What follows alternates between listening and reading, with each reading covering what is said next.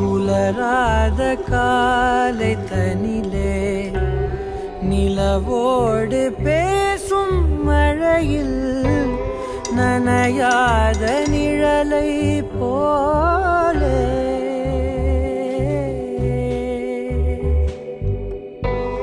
நனையாத நிழலை போலே ஏங்கும் ஏங்கும் காதலே